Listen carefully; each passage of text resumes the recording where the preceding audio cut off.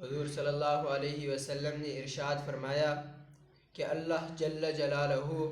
3 آدمیوں کی دعا کبھی نہیں رد فرماتے۔ پہلے نمبر پر روزہ دار ہے جو افطاری کے وقت اللہ تعالیٰ سے جو بھی دعا مانگتا ہے اللہ اس کی دعا کو قبول فرماتے ہیں، کبھی رد نہیں فرماتے۔ دوسرے نمبر پر کوئی نیک صفت بادشاہ ہے، کوئی عادل بادشاہ ہے جو اچھے فیصلے کرتا ہے، غلط فیصلوں سے بچتا ہے، ایسے بادشاہ کی بھی اللہ تعالیٰ کبھی بھی اس کی دعا رد نہیں فرماتے۔ اور تیسرے نمبر پر کوئی مظلوم ہے جس پر کوئی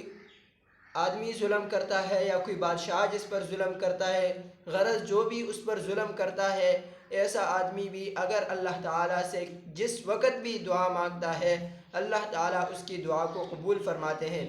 میرے دوستو، ہم لوگوں کو بھی چاہیے کہ افطاری کے وقت اللہ تعالیٰ سے دعا مانگے، جو بھی ہماری غرض ہو، جو بھی ہماری پریشانی ہو، جو بھی ہماری مشکل ہو، ہم اللہ تعالیٰ سے مانگے، اللہ تعالیٰ ہمارے لیے آسان کر دیں گے۔